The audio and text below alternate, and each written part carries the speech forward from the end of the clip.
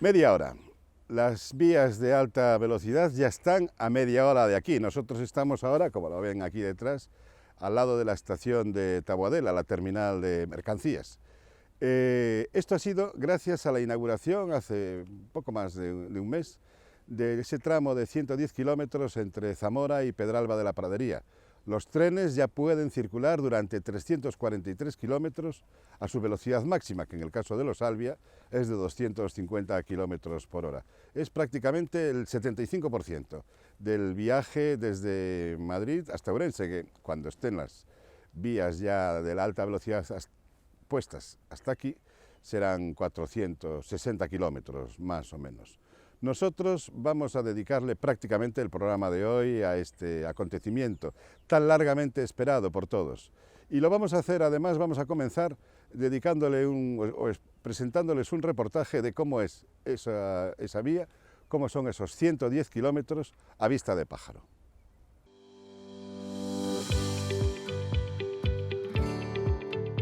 La estación de Zamora ya no es el final de la línea gallega del AVE, como lo fue desde la inauguración del primer tramo entre Olmedo y Zamora. Los trenes gallegos comenzaron a circular por esos 95 kilómetros en febrero de 2016 y hasta el pasado 27 de octubre entraban en la línea convencional al dejar el cambiador de ancho de esta estación. Estamos en una estación de estilo neoplateresco que pretende añadirle empaque a un edificio que, pese a su aspecto histórico, es contemporáneo del de la estación de Ourense. Ahora los 4 Albia diarios que unen Galicia y Madrid han añadido otros 110 kilómetros de línea de alta velocidad, cuyo trazado es en su mayor parte atravesando una gran llanura, con pocos accidentes geográficos que salvar. El primero de ellos importante es el embalse de Ricoballo, en el río Esla. En su día fue uno de los mayores de Europa. Construido en la década de 1930, suma por su capacidad lo que equivalente a las 2 presas más grandes que hay en Galicia, la de Belesar en Chantada y As Portas en Vilariño de Conso. La vía del AVE lo cruza sobre un viaducto de 368 metros de longitud, gracias a que el paso del embalse se hace en una zona mucho más fácil que cuando se diseñó hace casi un siglo la antigua vía de Zamora. El paso de la vieja línea dio lugar al viaducto más espectacular de su tiempo, el Martín Gil. Con 480 metros de longitud, salva el embalse gracias a un arco central de 209 metros de luz, que hasta 1953 lo convirtió en el viaducto de mayor arco y de mayor luz de todo el mundo. El Martín Gil es todo un espectáculo que sigue atrayendo visitantes, tanto entre los aficionados al mundo de los trenes como a los interesados en el de la ingeniería. El tramo cuenta con 14 viaductos para doble vía y diferentes longitudes y uno pequeño para vía única de ancho mixto. En total son 4 kilómetros. El más elegante de todos es el que cruza el embalse de Agabanzal, en el río Tera. Tiene 645 metros de longitud y una altura máxima de pila de 42 metros. El tablero es soportado por 7 pilares con una luz máxima de 150 metros justo al cruzar la lámina de agua, gracias a 2 puntales de acero que fueron abatidos hasta formar el gran arco central que vemos en el propio viaducto. De todas las obras singulares de este tramo, el viaducto sobre el Tera es la obra más vistosa.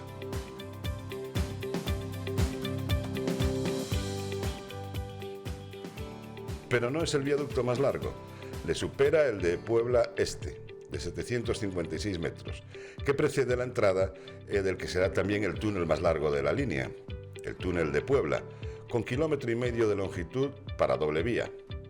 En los 110 kilómetros de este tramo, poco más de 4 se desarrollan dentro de túneles, pero la mayoría de ellos son pequeños o falsos túneles y ecoductos, construidos para permitir que la fauna silvestre pueda cruzar la vía. Bueno, pueda salvar la vía. La vía atraviesa esta comarca de la provincia de Zamora desarrollando rectas interminables, como se puede comprobar, incluso desde la carretera que en algunos puntos va muy cerca de esta infraestructura ferroviaria. En el tramo hay 2 subestaciones de tracción que garantizan no solo el suministro eléctrico a sus 110 kilómetros, también lo harán en el futuro aparte del tramo ourensano. Se trata de la de Tábara, que es la que vemos en estas imágenes, y casi al final del tramo la de Arbillera, en Palacios de Sanabria.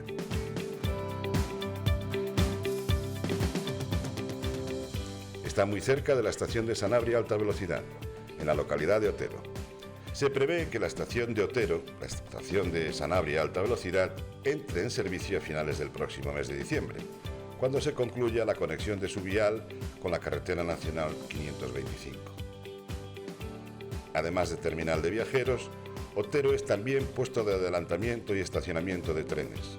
¿Qué es un PAE? Pues es una infraestructura necesaria cada 30 o 50 kilómetros, según sea el caso, en las líneas de alta velocidad, y en este tramo vamos a encontrar otra más en Tábara. El tramo acaba en Pedralba de la Pradería, en la pequeña localidad de Lobeznos, donde se encuentra el cambiador de ancho que desde el pasado 27 de octubre sustituye al de Zamora, y gracias a él los trenes entre Galicia y Madrid han acortado 55 minutos su tiempo de viaje.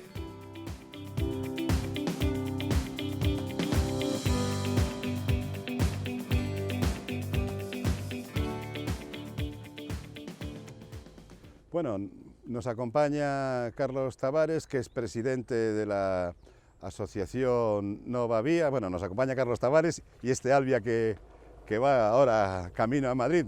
Nada más apropiado para empezar nuestro programa. Carlos Tavares, como les decía, es el presidente de la Asociación de Defensa del Patrimonio Ferroviario Nova Vía de Ourense, y hoy es nuestro invitado por una razón muy especial, porque en esta historia de los viajes entre Ourense y Madrid, yo creo que él es uno de los que conserva la mejor colección de guías de ferrocarriles, del siglo XX y de lo que llevamos de XXI, ¿no? De XXI, sí. Bueno, ahora ya prácticamente no se editan guías, pero sí, del siglo XXI. Ahora está Internet.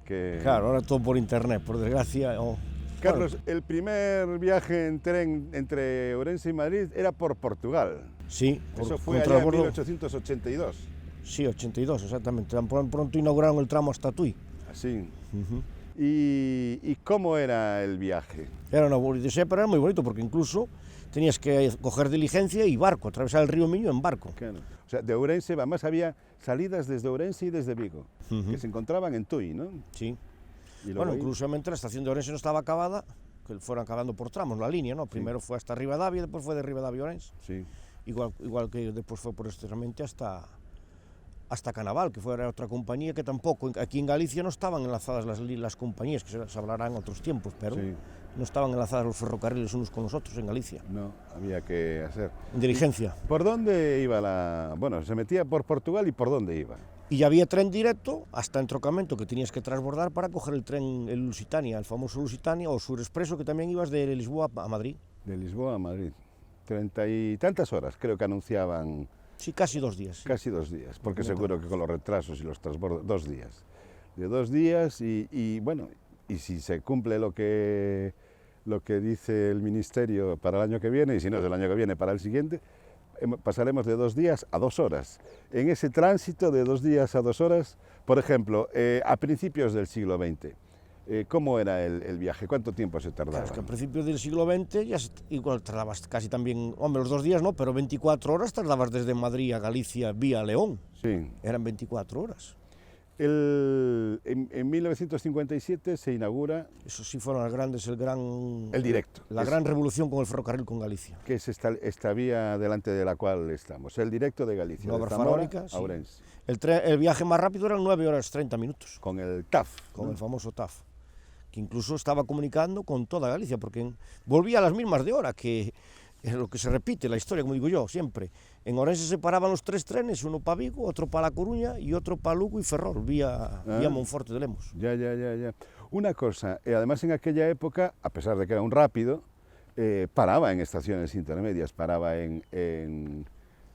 Paraba incluso, pues las guías estas tan famosas como los ingleses también editan, eran las líneas, pues traían los principales hoteles y balnearios. Baños de Molgas paraba el TAF. Paraba el Expreso también. Claro, el Expreso, bueno, en Baños de Molgas, Vilar de Barrio, en todas las villas importantes de la provincia de Ourense paraba el tren. Sí, y en Agudiña y tal. Y también paraba... Y en San Francisco. Exacto, o sea, en Ourense tenía 2 paradas, todos los trenes, ¿no? Sí, es que curiosamente la estación de Ourense San Francisco, San Cosme, si fuera el nombre, se hizo por culpa de que siempre había esas discrepancias, que ahora ya no se nota tanto en la ciudad, por el barrio de Aponte, que Ourense, capital, no tenía una estación. Bueno, ahora... Y se repitió hace 3 años, 4 años se volvió a repetir la misma anécdota. El Albia, cuando se pusieron a Madrid, uno al día paraba en San Francisco. Sí. Y tenía viajeros. Y tenía venta de billetes. Y tenía venta de Y billetes. tenía viajeros. Ahora está el viaje más o menos en 3 horas 50, creo que es el tiempo más largo. Por culpa de, bueno, también hay esas paradas. Sí, bueno, ahora tienen que ir adaptándose. Hay paradas técnicas que todavía el maquinista, pues lo que es el cambiar la tracción en Pedralba, no es lo mismo cambiar la tracción en una estación que cambiar ahí en el medio del monte, adaptarse al RTMS. Entonces yo creo que en cuestión de 2 o 3 meses pues se le ganará otro cuarto de hora más a Madrid. O sea que estaremos en las 3 horas y media. Sí, yo creo que antes de mediados de año que en las 3 horas y media se va a poner, porque ya es muy competitivo. Pasa que, claro, la pandemia también, siempre los temas nos contrae un poco todo. También si nos ponen hora y no podemos salir, pues... Claro, ese es otro de los problemas.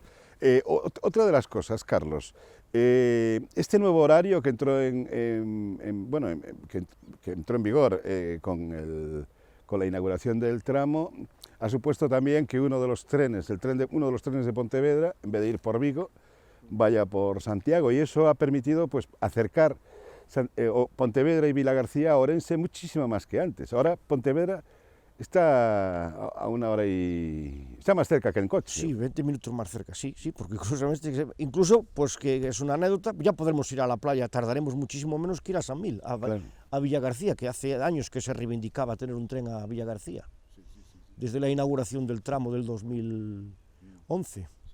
Lo que pasa es que, bueno, de momento beneficia, o sea, si llevas a Villagarcía tienes que ir a las 11 de la noche. Bueno, o sea, a las 10 y pico de la noche, que es cuando... Eso es lo malo, que los servicios, bueno...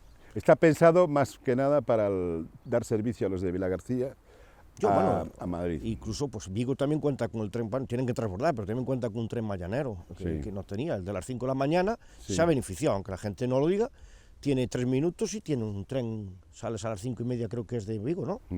Y llegas a Madrid a las 11 de la mañana. Sí, es verdad. Carlos, antes hablábamos de los horarios y de las... Bueno, ¿tú cuántas guías tienes? Pues yo tengo, aparte que cuando voy a mercadillo soy coleccionista, de los años, a partir del año 60 hasta que se dejaron de editar, las tengo todas. ¿Todas? Todas. O sea, que tienes... Hasta en mini y en grande, había los tamaños grandes, ¿te acuerdas? Incluso la guía Intercity, que se editara la guía Intercity. Sí, que esa la regalaba Renfe. Sí, la regalaba Renfe. Sí, es verdad, me acuerdo yo. ¿Y cómo eran las? Bueno, por ejemplo, estas que nos traes hoy. ¿Qué nos traigo traes? aquí 3 modelos. Tengo, por ejemplo, porque antes de la unificación del año 41, había varias empresas en España, como se suele saber. Había el Norte, MZA, MZV, que es la que nos afectaba a Galicia. Entonces, cada compañía editaba su guía. Y aparte, pues, las compañías... Había empresas privadas de publicidad y todo eso, pues que editaban guías pues, de herramientas, de bodegas, de hoteles, de balnearios. Aprovechaban el horario de los trenes para meter publicidad de cada comarca, de cada zona. De cada zona y con tal motivo pues presentaban los horarios. La del norte, por ejemplo, aunque aquí no llegaban bueno, también el norte llegaba a La Coruña. Llegaba a La Coruña, sí. Pero también incluía los horarios de Vigo. Sí, con carruaje, claro. Sí. Ahora ya las guías, ya tenemos internet y es un elemento que ha perdido. Bueno, en internet sigue habiendo gente que las edita, sí. Sigue siendo gente que las edita particularmente, pero lo que son la compañía de Renfe y Adif, pues no edita guías ya. Y una pregunta, volviendo al tema de antes, de los horarios, que ahora nos acortan los tiempos entre Ourense y Pontevedra y Ourense y Vilagarcía. ¿A ti qué te parece la idea esa idea del alcalde de Vigo de estar en contra de que los trenes vayan por el corredor del eje atlántico? Hombre, está más en contra porque sabe que la ciudad va a perder un poco, va a tener un poco más de, a lo mejor 15 minutos que le van a meter más a Vigo. Sí. Y pues yo creo que será esa rivalidad que tiene más con el asunto, yo no entiendo. Es una manera también de presionar para que se haga la salida sur, me imagino. Yo creo que la salida sur, el impulso que le van a dar los portugueses, que se va a volver a repetir la curiosa pregunta que me hacías a la iniciativa del programa, que se me estaba acordando ahora, es que Portugal quiere conectarse, igual que nosotros nos conectamos con la meseta con Portugal, Portugal ahora se quiere conectar con la meseta por Galicia. Claro, y con el resto de Europa. Y con el resto de Europa. Una pregunta. Bueno, esta vía que tenemos aquí detrás y que viene desde allí, desde el ramal, viene con 3 hilos, tres carriles. Sí, 3 carriles. Eso quiere decir que van a pasar trenes de ancho estándar, trenes AVE de ancho estándar. De ancho variable. Bueno, aparte de los de ancho variable, que esos ya irían por una vía de ancho ibérico sin más. Sí, se dice que... Se mantiene se metió el ancho estándar pensando en trenes que acaben su viaje en Ourense. ¿Tú crees que eso va a funcionar? Sí. Es que yo creo que va a ser el mayor tráfico de viajeros, va a ser eso. Van a ser dos o 3 relaciones al día con terminal en Ourense, porque mientras no haya otro tipo de material, claro, los tiempos evolucionan.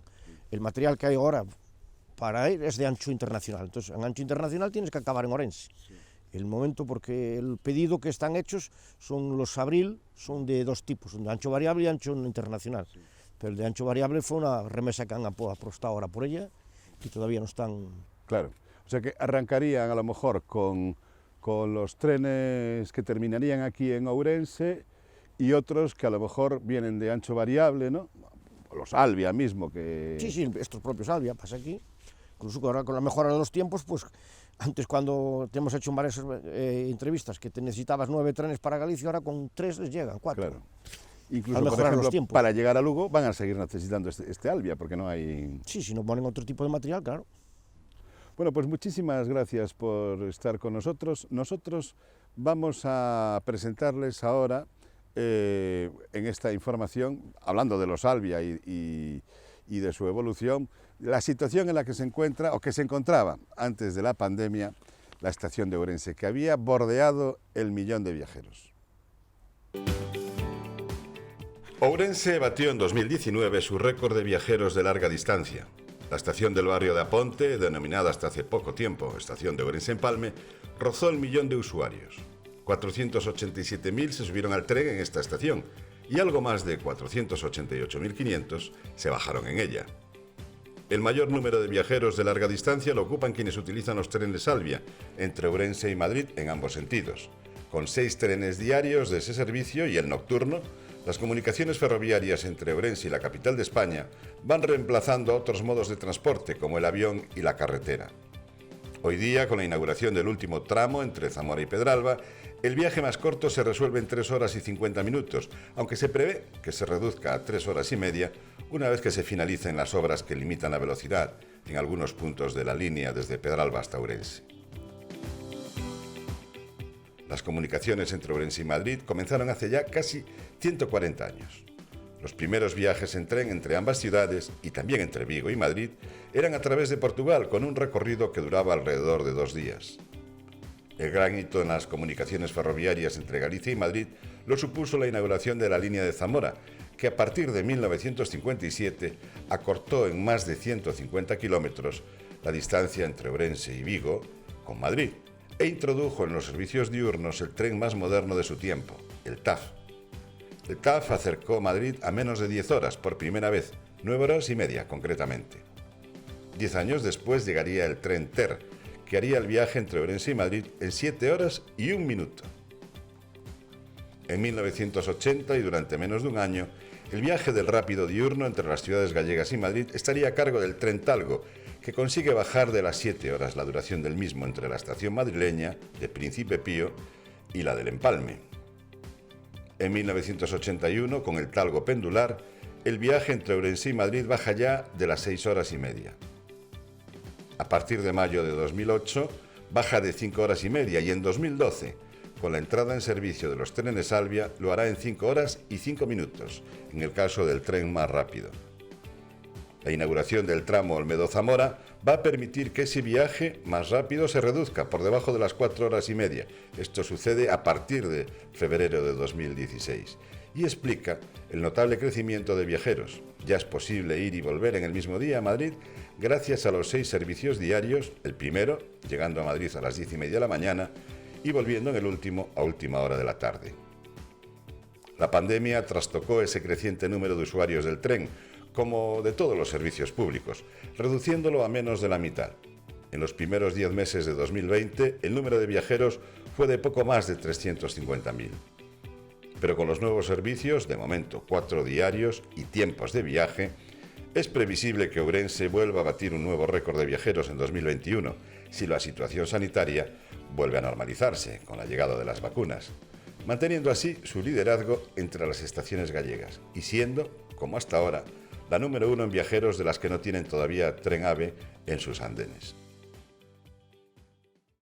Bueno, pues nos quedan 119 kilómetros en obras. ¿Cuándo terminarán las obras? Pues a esa pregunta, bueno, la tiene que responder Adif, claro, pero nosotros vamos a intentar explicársela en este último vídeo. El Adif tiene previsto finalizar todos los trabajos en el último tramo del AVE gallego en lo que queda de 2020. Según los datos ofrecidos por el administrador de las infraestructuras ferroviarias, se trata en algunos casos de pequeños remates, de obras menores, como por ejemplo la comunicación de la carretera de la estación de Sanabria a alta velocidad con la Nacional 525 para que los viajeros que utilizan esa estación no tengan que hacerlo como desde el pasado mes de octubre, desde la estación de Agudiña, de manera provisional naturalmente. Entre Pedralba y Taboadela está concluido el montaje de la vía, que es vía única, desde el cambiador de ancho hasta Vilabella y doble en el resto del trazado, desde Vilabella hasta llegar a Taboadela. También está terminado el montaje de la catenaria entre ambos puntos. Son aproximadamente 103 kilómetros y son además los más difíciles de la red ferroviaria de alta velocidad de nuestro país. Las pruebas de carga, que ya habían sido iniciadas el pasado mes de marzo, vuelven otra vez a activarse y en diciembre pasará por las vías de este tramo el tren de amolado de carril, que es el último trabajo en la línea férrea, y se emplea para dejar los carriles de la vía libres de la más mínima imperfección. Es un trabajo que se realiza para garantizar así el máximo confort en el viaje y también una mayor duración, tanto de la vía como de las ruedas de los trenes, que de esta manera mantienen su contacto durante el rodaje sin la más leve imperfección. El amolado es muy estricto en las líneas de alta velocidad, porque se va a rodar por ellas a velocidades superiores a los 300 km por hora. Tras el amolado vendrán los primeros trenes auscultadores para realizar las pruebas de auscultación dinámica que la Adif prevé que se realicen a principios de diciembre. La parte más compleja serán sin duda las pruebas del sistema de control, mando y señalización. Antes de que finalice el año ya estarán todos los elementos de campo y cabinas instalados. Teniendo en cuenta que esta técnica es la que marca los plazos de puesta en servicio, también está previsto iniciar las pruebas de los sistemas de campo a lo largo de lo que quede del año, partiendo de las actualmente ya iniciadas en el laboratorio. A pesar de la gran complejidad que entraña este tramo, con más de 2/3 de su trazado en túnel, con el mayor número de viaductos y los viaductos más largos, el Adif espera romper la racha que hasta ahora mantuvo con las fases de pruebas en los tramos anteriores por encima del año y medio de duración. Los técnicos aseguran que se ha acumulado experiencia suficiente en aquellos aspectos más complejos, que son los que se refieren, por ejemplo, al sistema de control y gestión de trenes, el famoso RTMS de nivel 2, como para poder reducir esos plazos. Además, ya parte de las pruebas en laboratorio se están realizando en la actualidad. Sobre el terreno, la única obra que está pendiente de finalizar se refiere a la electrificación en el corredor de ancho mixto entre la estación de Taboadela y la estación de Ourense. Son aproximadamente 13 kilómetros. Los postes ya están emplazados y parte de la instalación finalizada. El Adif calcula que el tendido de este tramo de la catenaria se finalizará a lo largo de este mes de diciembre.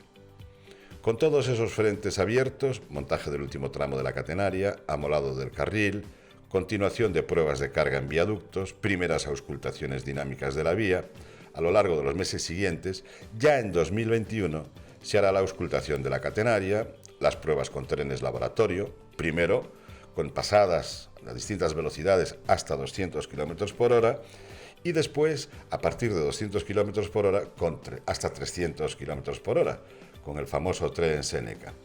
Las pruebas del RTMS sobre el terreno y, por último, las pruebas de fiabilidad, simulando esa situación de circulaciones comerciales con el paso de varios trenes hasta completar un ciclo de al menos, o de más, diría yo, de más de 15.000 kilómetros de rodaje. Se ensayarán con simulacros los sistemas de protección civil en túneles y el cierre de las pruebas será ya la llegada de la formación de los maquinistas, que ya es competencia de Renfe operadora. El objetivo de la Adif es que todos estos trabajos y pruebas estén concluidos a lo largo del último semestre de 2021, para que dentro de un año, semana arriba, semana abajo, puedan estar ya circulando los primeros trenes AVE desde Madrid hasta la estación de Ourense. Pues así hemos llegado al final de nuestro programa. Gracias de nuevo a Carlos por habernos acompañado, por habernos dado luz sobre esa historia de estos, 140 años casi, de historia de las relaciones ferroviarias entre Ourense y Madrid. Nosotros volveremos el mes que viene. Yo creo que para entonces seguiremos teniendo más novedades y estará todavía más cerca la llegada del AVE hasta Ourense. Muchas gracias por acompañarnos. Ya saben que pueden seguir toda la información sobre la alta velocidad y las obras de alta velocidad a través de la región, a través de las páginas de la región, de nuestro programa y de los informativos de Telemiño y a través de nuestra web Go 2018 de la región.